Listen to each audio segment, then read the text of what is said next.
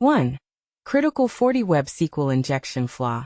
CVE-2025-25257 patch now.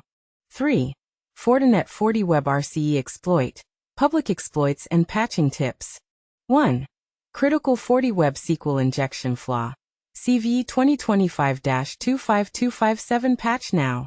Fortinet has recently issued a patch addressing a significant security vulnerability in FortiWeb, which could potentially allow unauthorized attackers to execute arbitrary database commands on affected systems.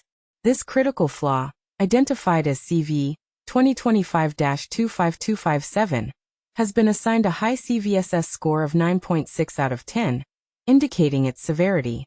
According to Fortinet's advisory, the vulnerability stems from an improper handling of special characters in SQL commands, commonly known as SQL injection, CVE-89. This flaw could enable an unauthenticated attacker to run unauthorized SQL code or commands through specially crafted HTTP or HTTPS requests.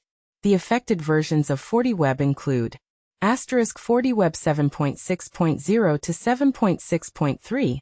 Users should upgrade to 7.6.4 or later. *FortiWeb 7.4.0 to 7.4.7. Users should upgrade to 7.4.8 or later. *FortiWeb 7.2.0 to July 2nd, 10. Users should upgrade to July 2nd, 11 or later. *FortiWeb 7.0.0 to 7.0.10. Users should upgrade to 7.0.11 or later. Kentaro Kawani from GMO Cybersecurity, who has previously reported critical vulnerabilities in Cisco identity services, has been credited with discovering this issue. In a recent analysis by watchTowr Labs, it was revealed that the root of the problem lies in a function named get_fabric_user_by_token, which is part of the fabric connector component that connects FortiWeb with other Fortinet products. This function is called by another function, fabric_access_check, which is accessed through three different API endpoints: /API/fabric/device/status, /API/v0 to 9 /fabric/widget/az+, and /API/v0 to 9 /fabric/widget. The vulnerability arises because input controlled by an attacker, sent via a bearer token in the authorization header of a specially crafted HTTP request, is directly passed to an SQL database query without sufficient sanitization. This lack of protection allows for the possibility of harmful or malicious code being executed. Moreover, the attack can escalate to remote code execution by using a SELECT INTO OUTFILE statement, which could write a malicious payload to a file on the underlying operating system.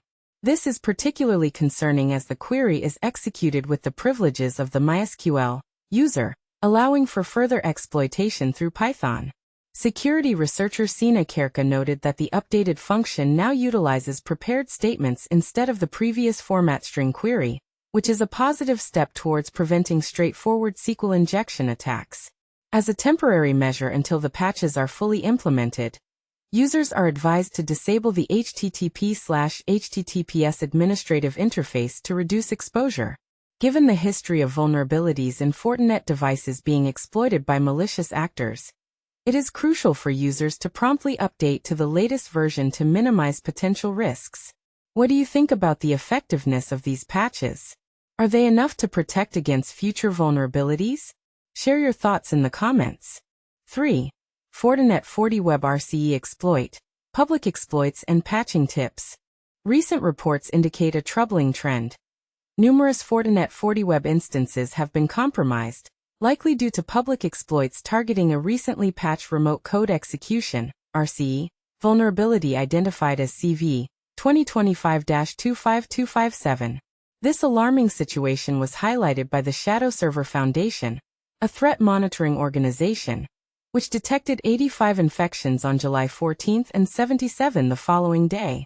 The researchers have pointed out that these FortiWeb instances were likely breached through the CVE-2025-25257 vulnerability.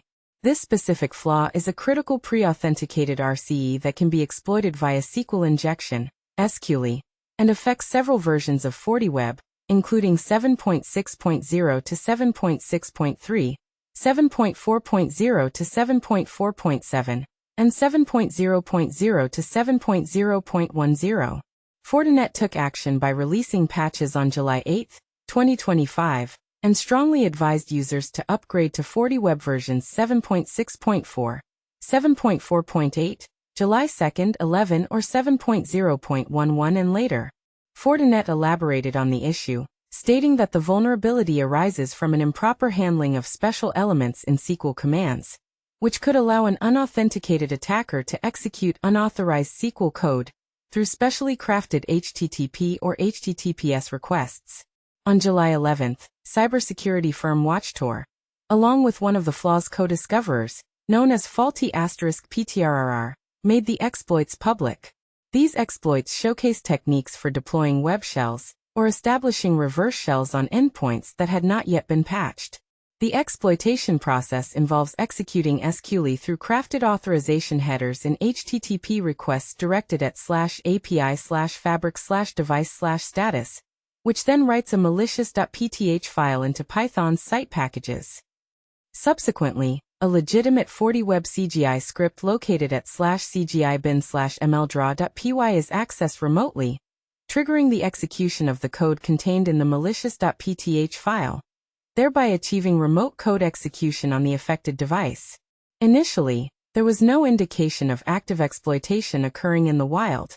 However, the public release of these exploits underscored the urgency for administrators to apply patches. The recent confirmation of active exploitation by the Shadow Server Foundation serves as a crucial reminder for those who have not yet updated their devices with the latest software. As of yesterday, the Threat Intelligence Organization reported that 223 FortiWeb management interfaces remained exposed, although the specific versions running on these interfaces were not disclosed. Among the compromised endpoints, the majority 40 are situated in the United States, followed by the Netherlands 5, Singapore 4, and the United Kingdom 4. FortiWeb functions as a web application firewall, WAF, utilized by large corporations, government entities, and managed security service providers to identify and block unwanted HTTP traffic. If immediate upgrades to a secure version are not feasible, it is advisable to disable the HTTP/HTTPS administrative interface to limit access to the vulnerable component located at /API/fabric/device/status. In a related note, CISOs understand that securing board approval hinges on presenting a clear, strategic perspective on how cloud security contributes to business value. A free editable board report deck is available to assist security leaders in articulating risk, impact, and priorities in straightforward business terms. This tool can transform security updates into meaningful discussions and facilitate quicker decision-making in the boardroom.